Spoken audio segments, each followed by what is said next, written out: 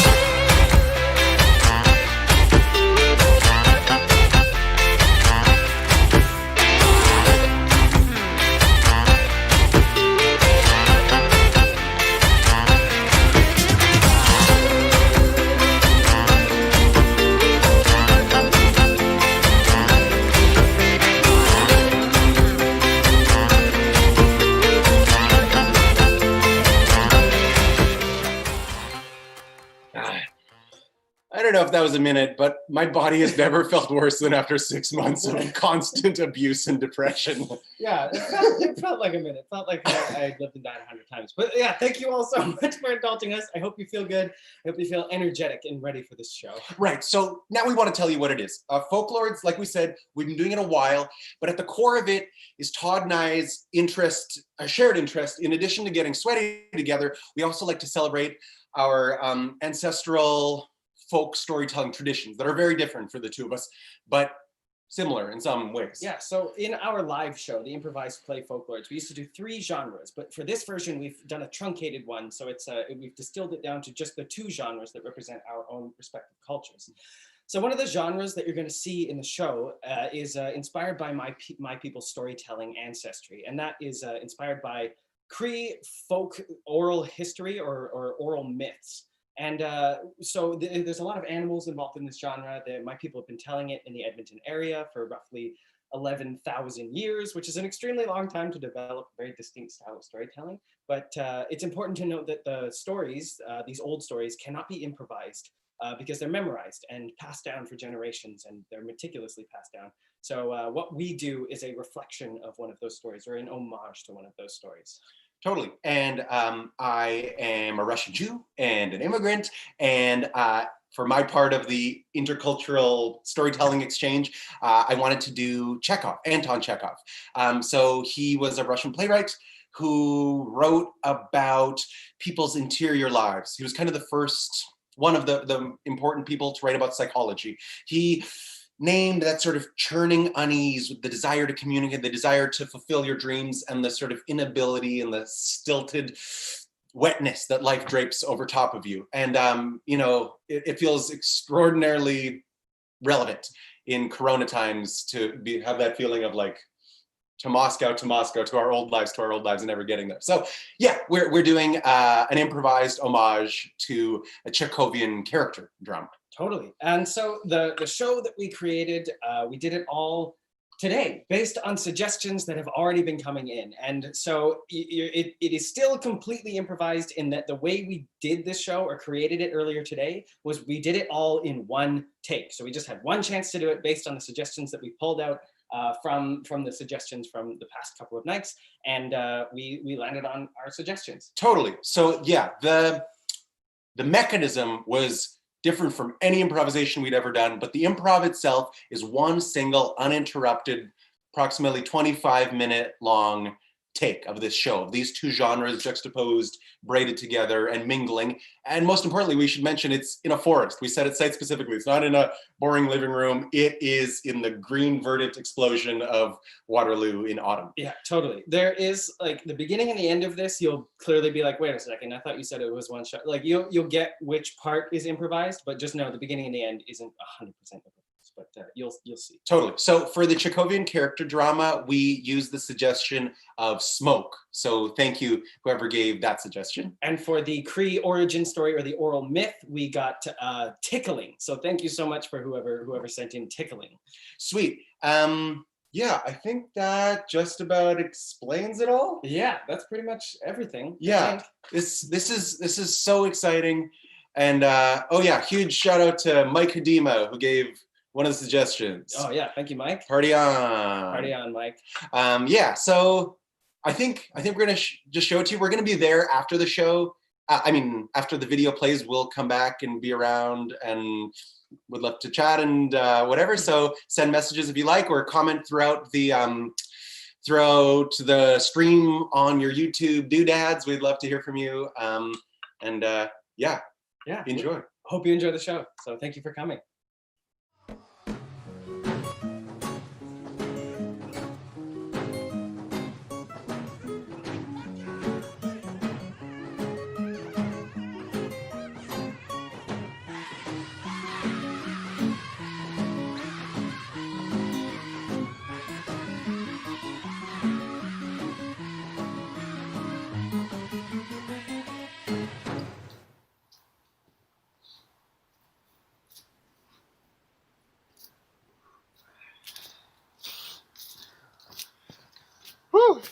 So yeah, this is it, man. This is it. this is Laurelwood. This is where I live. I spend so much time with Gus, my son, in these exact woods. That's beautiful. These woods are the traditional territory of the Anishinaabe, the Haudenosaunee, and the Neutral peoples. And this whole area was promised to the Six Nations because they fought on the British side during the Revolutionary War. Yeah. Of course, that was a broken promise, but it has an amazing history, this land here. Cool. Well, thank you so much for having me here. This is amazing. And also I'm so honored by the Six Nations for being on this territory as well. It's very beautiful. This whole forest is like kind of damp, kind of dank. Like it's really kind of cool in the air. You can feel like a lot of the moisture. And it's like swampy. I know there's like some swamps and stuff over there. Just over there. Like it's different from like my people's territory back in Alberta, like my Plains Cree people, because a lot of our stories come from like vast open plains or like pine forests. There's lots of elms around here. But my distant cousins, the Woods Cree, they have a lot of stories in forests that look kind of like this. And actually, there's a story that this forest specifically really reminds me of. You know, the story started in a wood, in the forest, exactly like this. And one day, when the clouds were above the trees, hanging above, the world was slightly gray, deep in the heart of the forest like this, there was Wolf. And Wolf was walking along through the trees and through the woods. And Wolf was looking for something that he had lost, looking for something that he had left behind. For Wolf had lost his tail earlier that day. It's a rather tragic story, the loss of a tail. It leaves an animal or a person with a state of anger, but also motivation to find that tail. Where did I leave that little tail? Who was with me when I lost it? Exclaimed Wolf as he wandered through the forest, retracing his path with his powerful nose. He would smell at all the places he'd been before. Wolf scent, but not my wolf scent.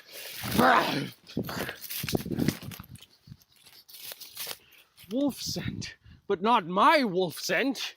And then, suddenly, he came across Frog, who was just bounding along through the forest. And he hopped very high up into a tree. For at this time, Frog had no fear whatsoever of being away from the water and away from all of his comforts and family. He looked at Wolf and he said, "What the hell's wrong with your butt, man? You look wrong." And Wolf looked up at Frog, sitting in his tree, and becoming angry with Frog's insults. "Frog, don't you laugh at my embarrassing bottom. I lost my tail earlier today. It fell off when I was running through the forest. Don't you make fun of me or you'll make me angry, Frog." And though he got angry, Frog continued to laugh. And he kept sucking more and more in, and his big gullet expanded and expanded. And Frog suddenly exploded! And he exploded and left behind all sorts of remnants of himself, which is where these wonderful froggy pieces come from. And Wolf was left covered in a schmutz. Horrible schmutz. Oh, I'm covered in frog schmutz. I need to find this pond so that I can wash myself off. And bounding into the forest, Wolf went in search for the pond, looking for the lake that he would soon dip his body in.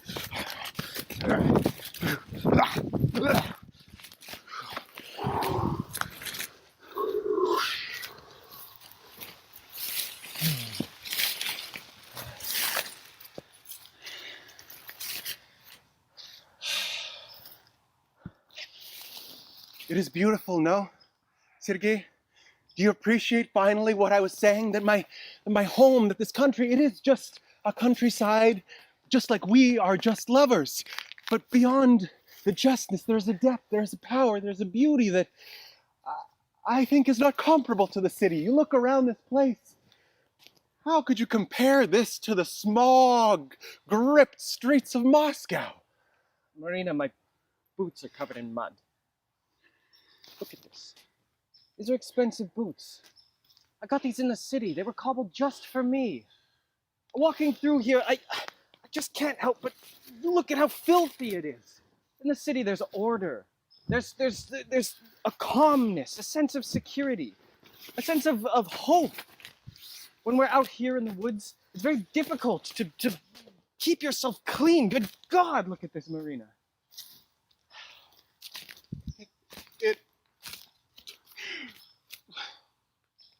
It breaks my heart to see you, to hear you, to feel you say that.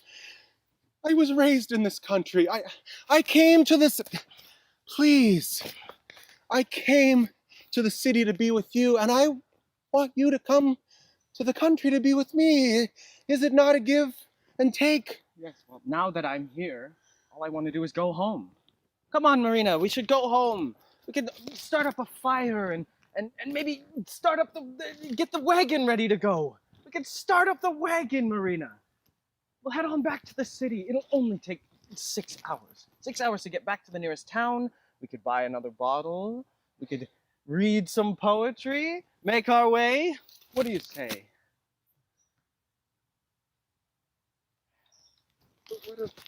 What of the feast that my father has planned for us? He's invited all of the neighbors, even the great mayor himself. I know he is no great mayor of no great town, but the mayor of a village is nothing to sneeze at. Fine. Let's go pack the wagon. Good. I suppose that is what must be done. Finally, some sense, Marina. This is perfect. Wonderful. But I do have a chill. It is quite cold. Maybe a fire is just what we need before we start rolling on the long highway. I would appreciate a little bum toaster, if I may be so bold as to call a fire a bum toaster. I love you. It's a bit of a vulgar term, no? Bum toaster? Implying that your buttocks, of all things, would be anywhere near a fire is, why, it's quite lewd. You know, I think there's something about this country air that does something to you, brings out your country mannerisms. Come on, Marina. That fire does sound nice, and that bottle will get it in the city. What do you think? Very well. Let's warm my old horse bones by the fire and then off to the sophisticated city. Now you're talking. Come on. Just how do we get out of here?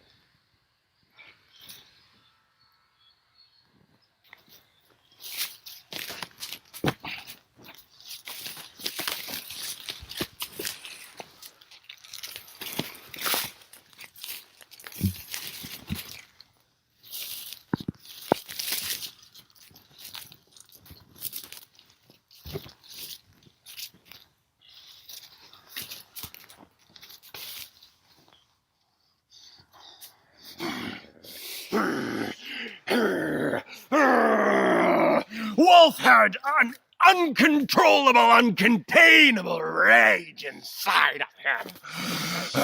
Covered in the frog's residue, his beautiful, once white body had now turned gray and wretched. He was no longer the majestic, happy, laughing king of the beasts that he had been. Now he had become incensed, extraordinarily chapped, and he would not stop until he had gotten his revenge. And suddenly, high above, up in a tree, there was Raven.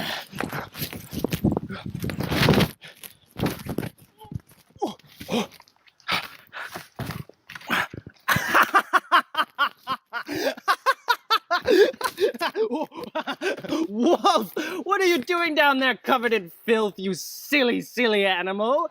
Cried Raven down to Wolf, who was looking very miserable in his filth. Oh, but Wolf, look at you. You're so dirty. Don't you laugh at me. I do not appreciate your misplaced mirth. Oh, Wolf, you are being so angry. So angry in this place in the woods. You know what they say. Don't get angry in the forest, or bad things might happen. And his laughter rang out through the canopy of trees, up high, resonating off of the clouds themselves. And that laughter bounced back down from the trees, hitting Raven in his perfect little ears. And then suddenly Wolf saw something hanging out of Raven's pocket. There was something furry. There was something fuzzy. There was Wolf's tail. It looked like a cell phone that had been taped to a braid, but indeed, it was a wolf's tail. You horrible thief! How dare you! You give me back my tail. You give it back.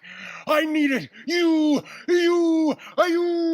And as he screamed, you, so was born the tradition of howling skyward, which originated from a theft and a breach of trust.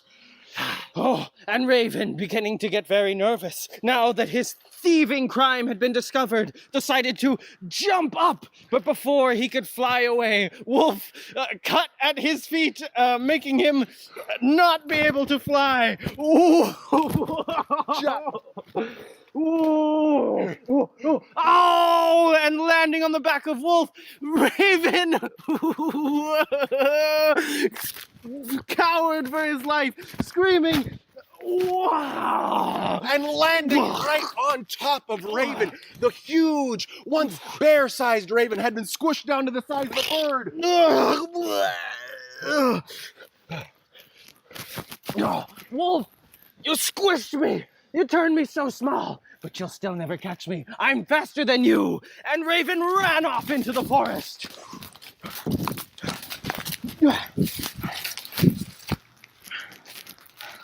Marina, we're lost.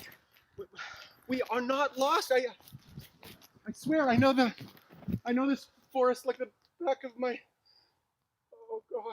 Oh God. We must be able to see the homestead, because of the wood fire. Varya Sergeyevna will be stoking the stove, and so it must be releasing a signal for us here. So all I have to do is find where the. Oh, blast them all to hell! I'm sorry. I'm sorry. I know you don't like it when I swear it. Something about the country, something about this forest. I'm so sorry. My love, I'm so sorry. Please come back. Please. I'm sorry. I'm sorry. Please.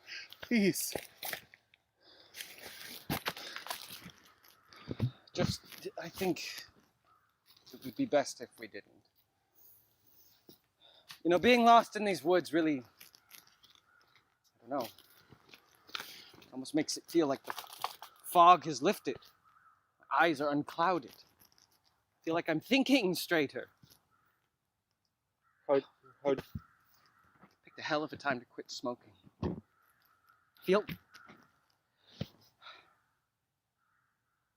Marina, I feel like we should.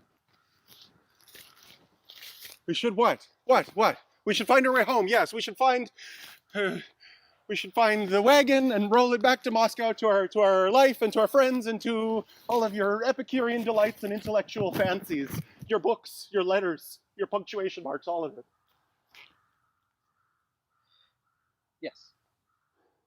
Yes, Marina. We'll continue finding our way.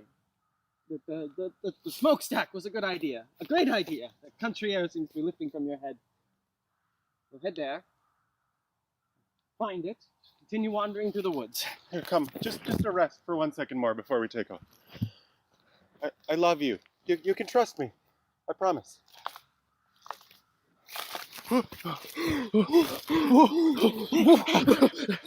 And running away as fast as he could, Crow galloped onwards.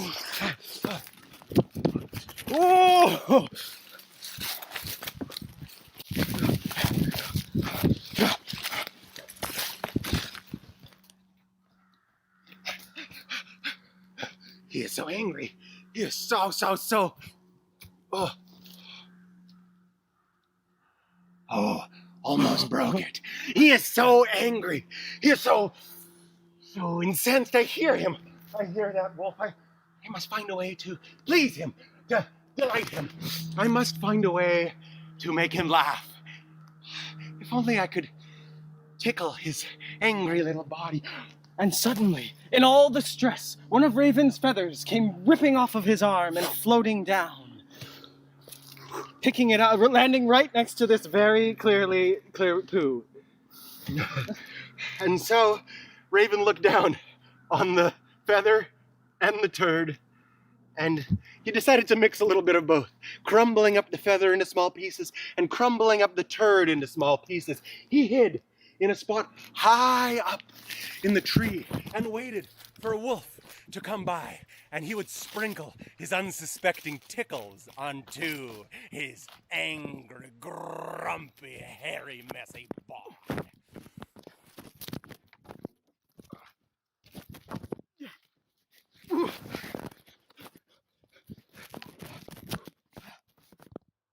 Wolf! Wolf, you found me! Oh, please don't eat me, Wolf! Please don't eat me, Wolf! Why shouldn't I? You stole my tail. You've made a mockery of me, you small little bird. Why shouldn't I eat you? Oh, you're right. You're right. But first, just let me get a little closer to you. And tickling him with the feather, Wolf let out a great howling laugh. And the howl shredded the feather and the turds into small pieces, creating tiny little fleas that covered the entire body of the wolf. And he began to... And his laughter with the feathers filled the forest and attracted itself towards all other animals.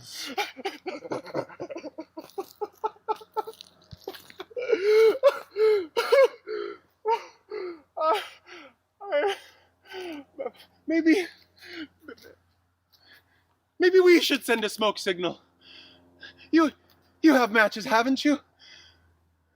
They will find us. We've been lost for hours. The sun is setting. We must send a smoke signal, no? Yes, that's a great idea. A smoke signal, yeah, it's good. I have some matches here. Yes, I have some matches. We'll just make a fire. Just make a fire, and they'll find us. And we'll go home, and we'll go to Moscow, and we'll continue to live our happy, wonderful life. Just as soon as the fire gets started. Perhaps there's more matches in my pocket. Yes, we do have more matches. We'll just keep trying. We'll just keep trying.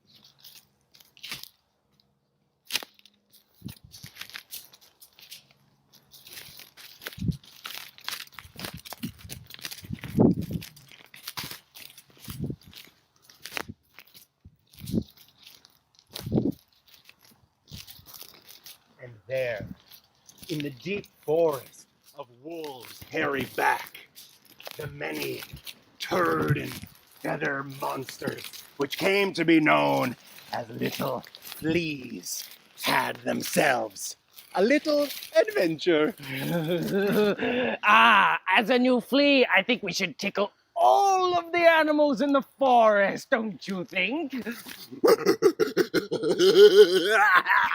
And so the fleas set off down, spreading their way across the woods.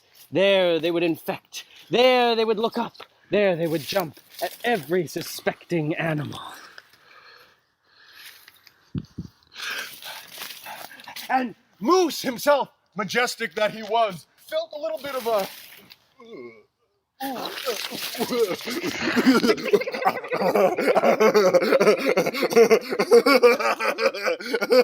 And deer wandering in the woods.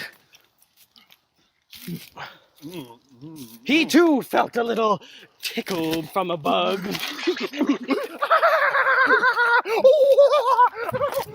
And both deer and moose, up to this point, had had hair-free antlers. They were beautiful, perfect bones. But now, under the malicious influence of the fleas, every part of their body sprouted hair. Their smooth faces became hairy. Their antlers became also significantly hairy. Their genitalia, if you can believe it, also acquired some hair. And now the fleas were free to cover every inch of their bodies. It worked! It worked! Whoa! Oh, joy! Oh, joy! Wait, it's spreading quite, here, let me just, no, let me just, oh, God, here, let me, no, oh, God, help, please! Oh, God, wait. No, wait, Forrest!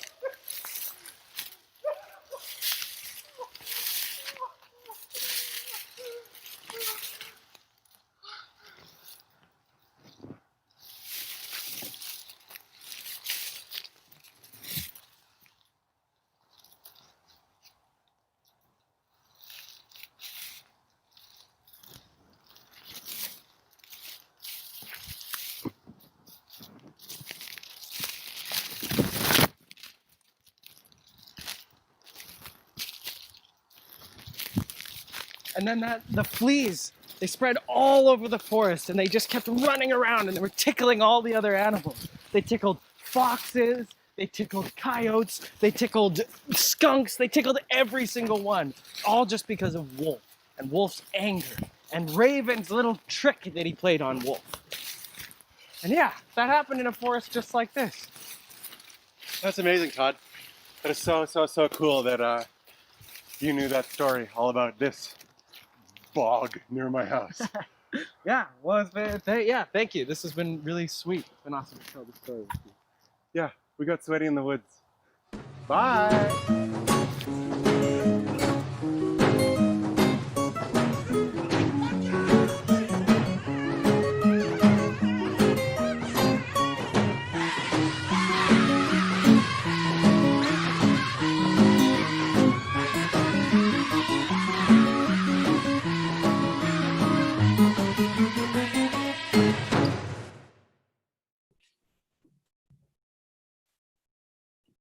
Are we here?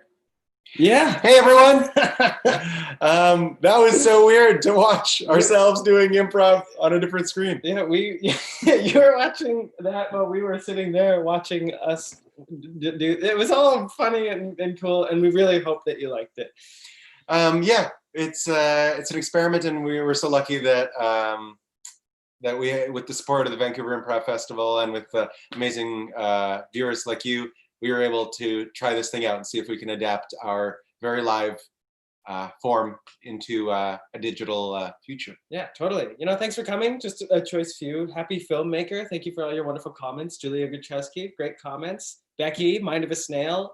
Becky Johnson. Yeah, everybody, thank you so much for coming. That's amazing. Totally.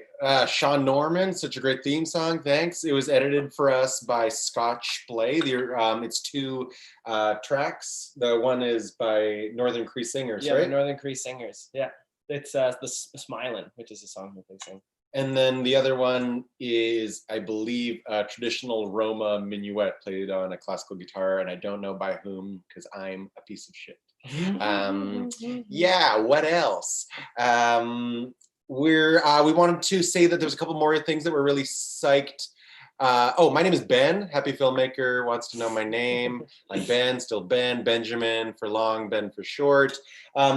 The festival, there's a couple more things happening that we wanted to tell you about. And that is Yeah. Tomorrow, I'm facilitating a panel discussion on decolonization and improv, which I'm very excited for. We've got like great guests joining us, and we have all these wonderful questions that we're going to discuss. So if you're interested in decolonization, and if you're interested in improv, or if you're not interested in either of those things, but you want to come and watch something that'll be really engaging, tune in, because that's happening tomorrow. And that's happening tomorrow at 5 my time, which is 2 someone else's time, and it's 4:20 somewhere. Yes, but seriously, tune into my very serious conversation on decolonization. Yeah, I think it's an important topic, and we're all thinking about race and racism in different ways in these past few months, and this is a way to put all that thinking into action, is to actually give your attention and time to artists who have amazing things to say, like Todd.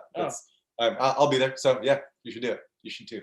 And then I'm teaching a workshop on Sunday all about physicality, and specifically digital physicality. So improvising and performing physical theater and sketch comedy, physically embodied characters, movement, proximity, screen, sort of digital tips and tricks on how to elevate your comedy from just words and into a more sensual kind of a place. What else? Thanks again, Amy, Veef, and I love you, Todd. I love you too, Ben. It's so good to be here with you. Wow, a real hug. Did you see that? Yeah. Yeah. This has been amazing. This has been a wonderful day. Like the longest amount of time to put into one improv show, like other than warm-ups and time. And yeah, because we practiced it yesterday, and then we shot it in the morning, and then we edited it in the afternoon. We're performing it at night. Yeah, what an ass backwards way to do things. So yeah, we love you. We love you. Thank you for coming. Bye.